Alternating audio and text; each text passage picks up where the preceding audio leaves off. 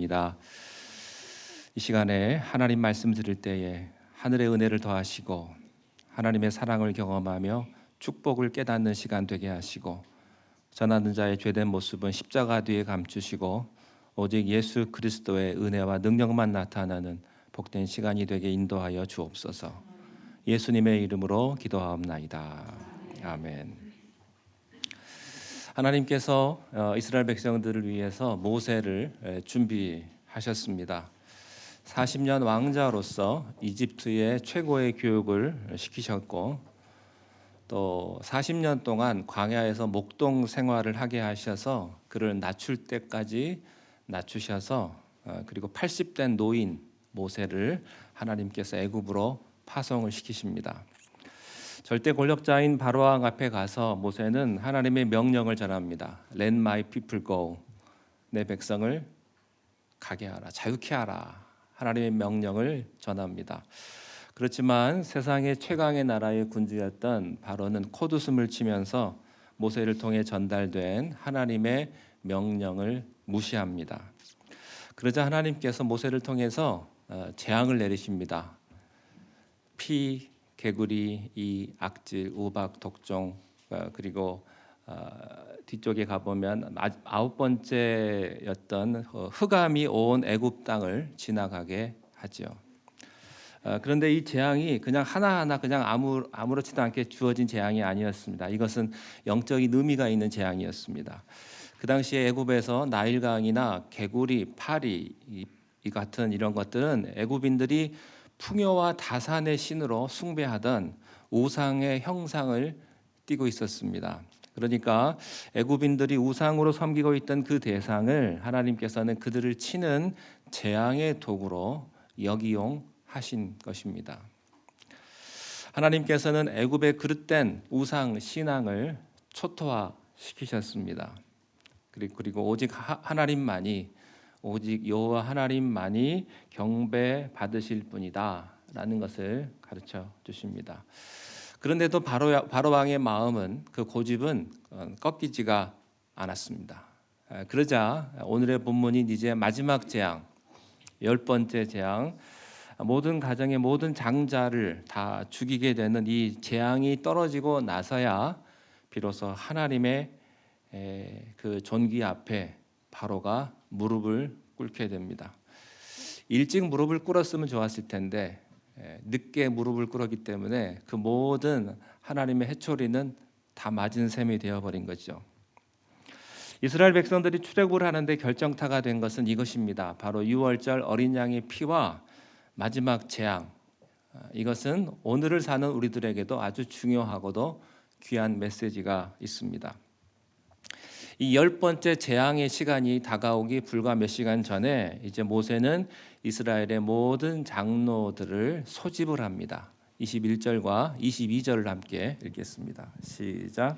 모세가 이스라엘 모든 장로를 불러서 그들에게 이르되 너희는 나가서 너희 가족대로 어린 양을 택하여 유월절 양으로 잡고 우슬초 묶음을 가져다가 그릇에 담은 피에 적셔서 그 피를 문 임방과 좌우 설주에 뿌리고 아침까지 한 사람도 자기 집 문 밖에 나가지 말라. 여기 나오는 우슬초는 성전을 깨끗하게 할 때 사용하는 그런 도구로 사용이 되었습니다. 그래서 주로 구약의 성전이나 성막에서 각종 정결 행사의 도구로 사용이 되었습니다. 이 우슬초에 어린 양의 피를 발라서 성전 곳곳에 뿌림으로써 깨끗하게 성전을 정결하게 했던 것입니다. 지금 이스라엘 백성들은요, 애굽 사람들보다 그들이 더 똑똑하거나 또 착하거나 도덕적이어서 구원받는 것이 아닙니다. 어린 양의 피를 덮어 썼기 때문에 그 은혜로 말미암아 구원을 받는 거죠. 우리도 마찬가지입니다. 우리들이 세상 사람들보다 더 착하거나 더 거룩해서 우리가 구원받는 게 아닙니다. 우리들보다 훨씬 더 깨끗하고 정직하게 사는 세상 사람들도 얼마든지 있습니다. 그렇지만 우리들이 믿는 그 믿음, 유월절 어린 양의 피, 장차 오실 예수 그리스도의 보혈을 상징하는 그 어린 양의 보혈을 붙잡는 믿음으로 구원을 우리가 받게 되는 것이죠. 이 구원은 죄에서 자유함을 주는 것입니다. 우리의 죄는 극복되는 것이 아니라 씻어지는 것입니다. 우리의 노력과 결심으로 죄가 극복되는 것이 아니고 하나님의 은혜로 예수님의 보혈로 우리의 죄를 씻어 주시는 것입니다. 출애굽 이후에도 이스라엘 백성들은 성막에서 이 제사를 드릴 때마다 우슬초로 어린 양의 피를 뿌렸습니다. 피 흘림 없이는 제사가 되지 않기 때문입니다. 피의 능력이 우리를 죄에서 해방시키기 때문이죠. 이 우슬초로 바르는 이 어린 양의 피가 바로 예수 그리스도의 보혈을 상징을 합니다. 어린 양의 피만이 죄를 공격하고 쫓아낼 수 있는 힘이 되는 것이죠. 깨끗게 하시는 예수님의 그 피의 역사 앞에서 죄의 권세가 물러가는 것입니다. 어린 양의 피가 우리들에게 뿌려졌을 때 비로소 죄의 사슬로부터 우리가 자유하게 되는 것이죠. 그 피가 흘려졌을 때 유월절에 그 어린 양의 피가 흘려지고 나서 그 다음에 바로 왕의 의지가 꺾여서 하나님께 굴복을 합니다. 어린 양의 피가 흘려질 때 마귀가 꺾이는 것입니다. 우리는 이 예수 그리스도의 보혈을 의지함으로 이 은혜와 능력 앞에 날마다 나가야 될 줄로 믿습니다. 이 어린 양의 피 흘림이 있고 난 이후에 출애굽을 했다. 이것이 굉장히 중요합니다. 출애굽 이전에 이스라엘 백성들을 정결하게 하는 어린 양의 피 의식이 있었습니다. 왜냐하면 이스라엘 백성들은요 지금 단순히 정치적인 해방으로만 그들이 이 출애굽을 감행하는 것이 아니기 때문이에요. 애굽 국가와는 완전히 다른 완전히 새로운 하나님의 나라로 새 출발해야만 했던 거죠. 그렇지 않으면 아무리 출애굽을 해도 그저 다른 또 하나의 세상 나라가 될 것이기 때문입니다. 하지만 하나님의 그 놀라우신 그 어린 양의 피를 덮어쓰고 시작할 때 그들의 죄가 씻어지고 거룩한 백성 하나님의 나라와는 하나님의 나라로 세상 나라와는 차별화된 그런 하나님의 나라, 영적으로 강한 그리스도의 군사로 비로소 거듭날 수 있게 될 것입니다. 22절 말씀해 보니까요. 모세가 이렇게 말해요. 이스라엘 백성들에게 아침까지 한 사람도 밖으로 나가지 말라. 집 안에 있으라는 것입니다.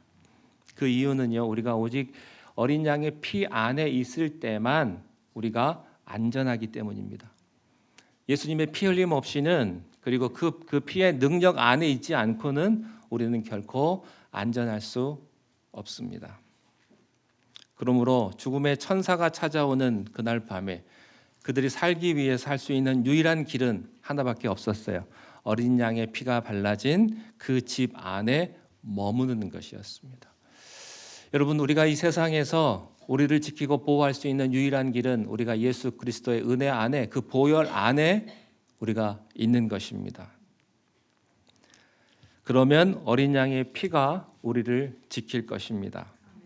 애굽의 장자들을 전멸시켰던 그 여호와의 천사가 문설주에 어린 양이 발라져 있으면 그냥 패스오버 지나간 거예요. 그게 유월절입니다.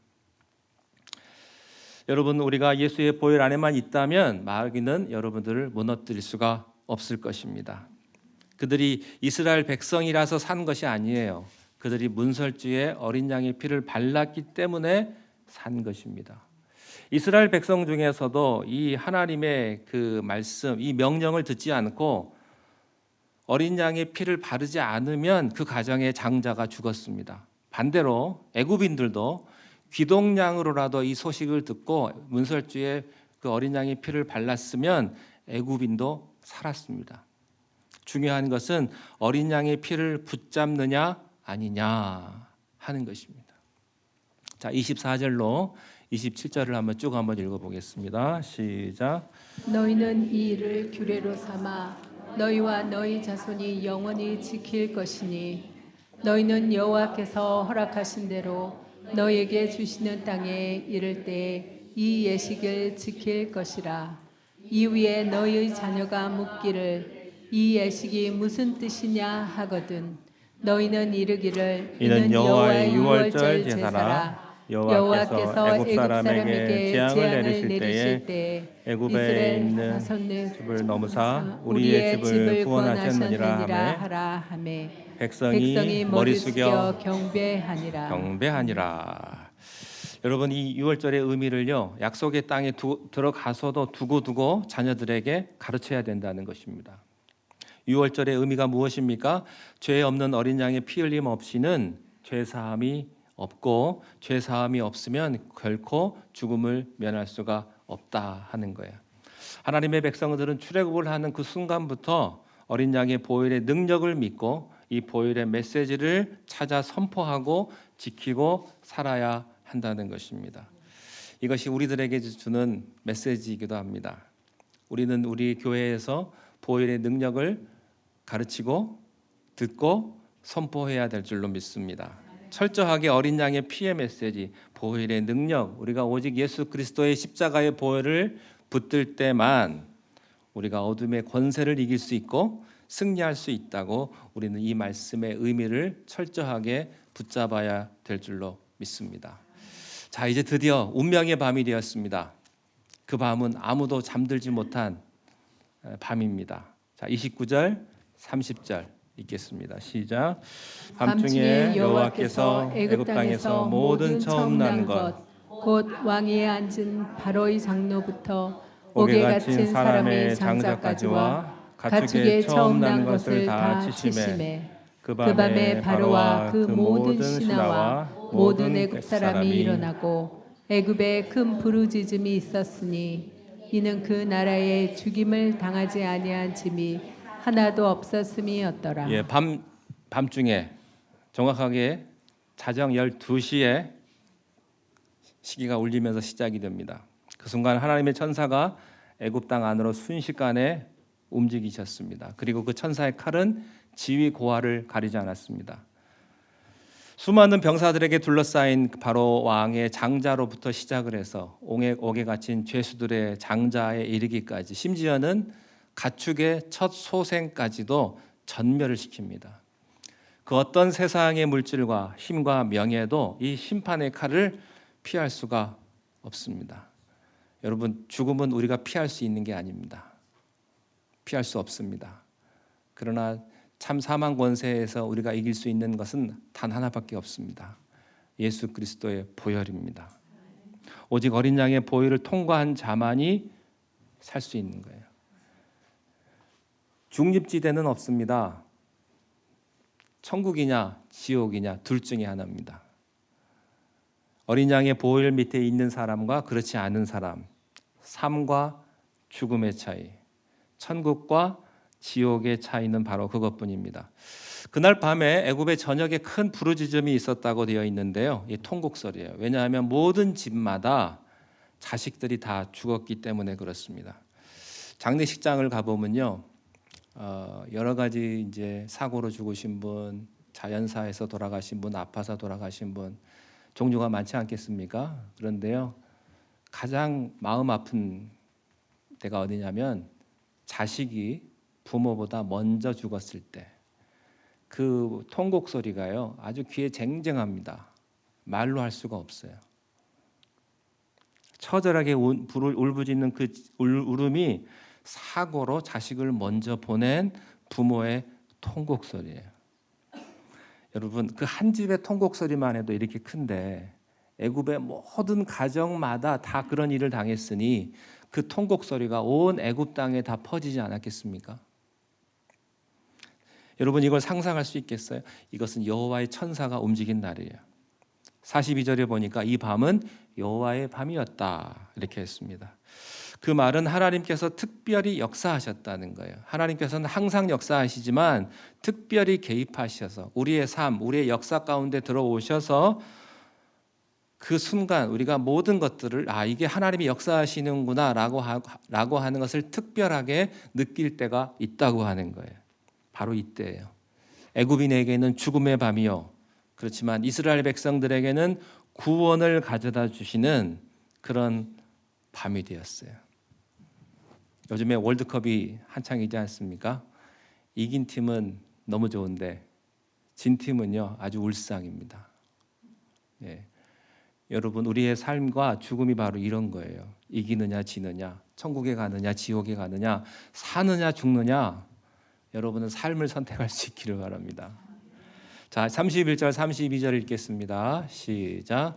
밤에 바로가 모세와 아론을 불러서 이르되 너희와 이스라엘 자손인 일어나 내 백성 가운데서 떠나 너희 말대로 가서 여호와를 섬기며 너희가 말한 대로 너희 양과 너희 소도 몰아가고 나를 위하여 축복하라 하며. 제가 한국에서 있을 때 교회에서요 수련회를 갔다가 중고등부 수련회죠. 갔다가 설악산 계곡에서 물놀이하다가 아이가 하나 죽었어요. 장로님 아들이었는데 아들 하나밖에 없는 아들이었습니다. 교회가 한 가정이 문제가 아닙니다. 온 교회가요 초상집이에요. 설명할 수도 없고 하나님 어떻게 이럴 수가 있습니까? 이럴 수가 있어. 예외가 없습니다. 자식의 죽음 앞에서는 누구든지 다 통곡할 수밖에 없어요. 이것은 바로 왕도 마찬가지였어요. 자식이 죽잖아요. 정신이 없어요. 이게 제정신일 수가 없습니다. 자식이 죽으면 모든 집에 자식이 다 죽고 특별히 바로 왕도 자기의 큰 아들이 죽었기 때문에 또 모든 신하들도 자식을 잃었기 때문에 이 끔찍한 현실로 인해서요 그들은 제정신이 아닙니다. 소름이 끼쳤어요. 그래서 그 밤 12시에 바로 왕이 모세와 아론을 부릅니다. 얼굴이 새파랗게 질려가지고 그들에게 사정을 합니다.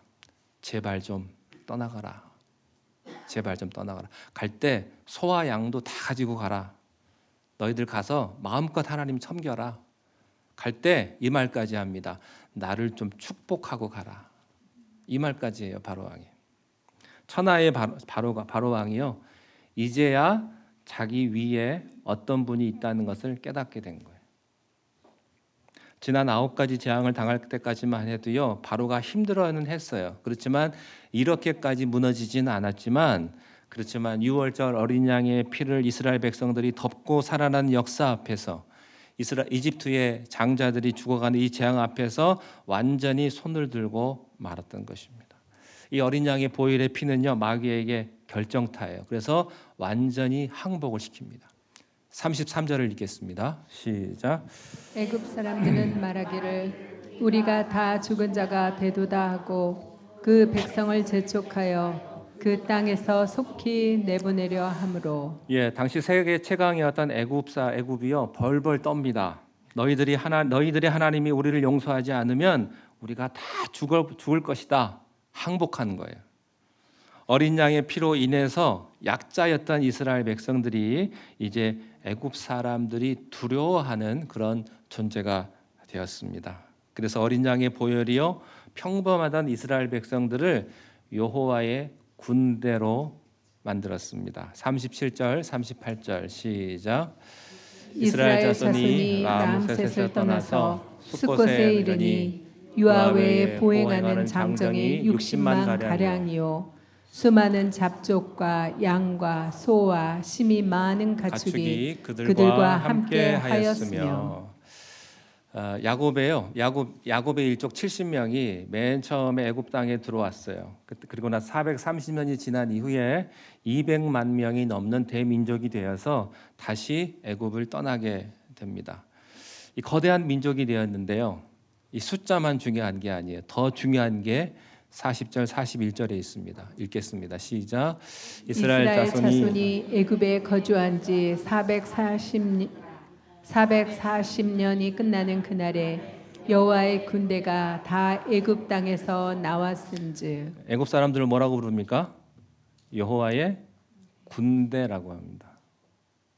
이스라엘 백성들은요, 피플이에요. 그냥 사람이에요. 평범한 그냥 백성들인데 41절에 보니까 출애굽한 그날 430년이 끝나는 날에 여호와의 군대가 애굽 땅에서 나왔다. 백성이 피플이 하루아침에 솔저가 된 거예요. 상식적으로요. 군인이 되려면 군사 훈련을 받아야 됩니다. 훈련을 받아야 되는데 이게 말이 안 되는 이야기죠. 어떻게 430년 동안 평범한 백성들이, 또 그들은요 노예들이었습니다. 노예들이었던 사람들이 어떻게 하루아침에 여호와의 군대가 되겠습니까? 그날 밤 어린 양의 보혈이 그들을 새롭게 했기 때문이에요. 어린 양의 보혈을 믿고 예수의 보혈을 믿으면 그때부터 여호와의 힘찬 힘 있는 능력의 군대가 됩니다. 교회는 뭐다? 여호와의 군대다. 교회는요 병원도 아니고 학교도 아니에요. 교회는 여호와의 군대입니다. 여러분은 강한 존재입니다. 영적인 전장에서 마귀가 두려워하는 여호와의 군대가 된 거예요. 34절 읽겠습니다. 34절 시작. 그 백성이 발교되지 못한 반죽 담은 그릇을 옷에 싸서 어깨에 매니라. 빵에 누룩을 첨가해서 발효를 시켜야 빵이 되는데 너무 서둘러 나오느라고 마침 그게 누룩이 발효가 되기 전에 그 빵을 그릇에 반죽 그대로 들고 나온 겁니다. 그래서 이게 무교병입니다. 누룩이 발효가 될 때까지 기다릴 시간이 없이 그렇게 신속하게 애굽을 빠져나온 거예요. 자정 사건 이후에 새벽 동이 틀 때까지 몇 시간밖에 되지 않습니다. 이 몇 시간 동안 200만 명이 그곳을 나온 거예요. 이런 난리가 없었을 거예요. 그 많은 사람이 그 짧은 시간 동안 출애굽을 시작을 합니다. 여러분, 그들은요 벌써부터요 군인 되는 연습을 한 겁니다. 군대 가면 5분 대기조라는 게 있습니다. 빵빠레가 울리면요 5분 안에 모든 걸 다 준비하고 튀어나가야 됩니다. 연병장 앞에 완전군장을 하고서 딱 있어야 돼요. 순식간에 준비하고 나가야 되는 거예요. 이스라엘 백성들이 여호와의 군대가 되어서 순식간에 그렇게 준비하고 나갔던 것이죠. 이렇게 누룩이 발효되지도 않은 상태의 빵을 훗날 유월절마다 그들이 기념해서 먹게 됩니다.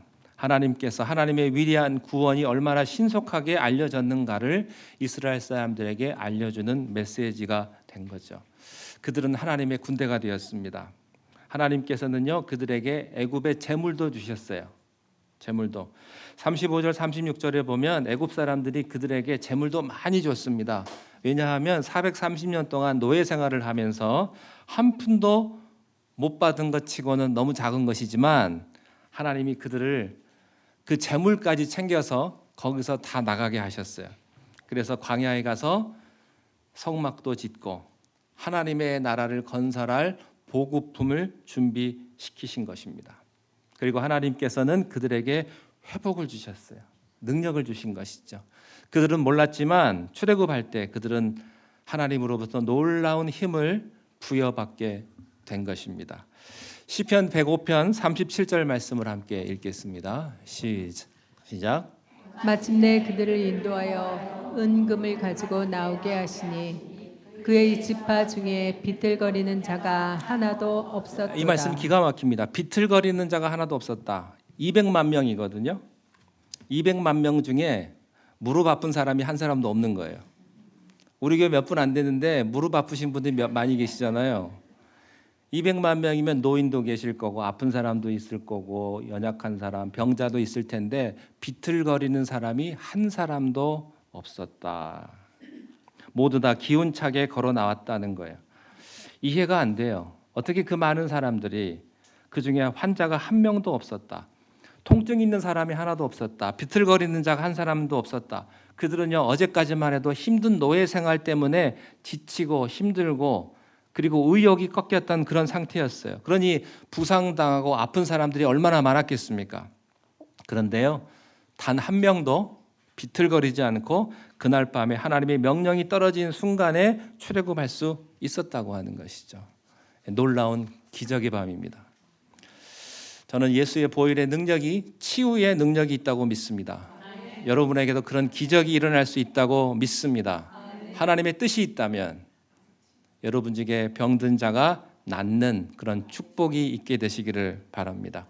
이스라엘 백성들은 춤을 추면서 하나님을 향해 그 자유를 향해서 나갔을 거예요. 그 6월절에 어린 양의 피는요 3300년 전이나 지금이나 똑같은 능력이 있는 줄로 믿습니다. 그 하나님이 우리의 하나님이십니다. 그 능력이 우리의 능력이 될 것입니다. 그 축복이 여러분의 축복이 될 줄로 믿습니다. 여러분 이렇게 한번 기도해 보시기를 바랍니다. 따라해 보십시오. 하나님 아버지, 우리는 예수의 능력을 믿습니다. 보혈의 능력을 믿습니다. 그 피로 나를 씻겨주시고 그 피로 내 병을 치유해 주시고 그 피로 나를 지켜주시고 그 보혈로 나에게 힘이 되어 주옵소서. 그리하여 그리스도의 군사가 되게 하옵소서. 예수님의 이름으로 기도합니다. 아멘. 우리 보혈 찬양 한 장 하고 마칠까요? 268장 이 보혈 찬양 한 장 하시겠습니다. 268장입니다.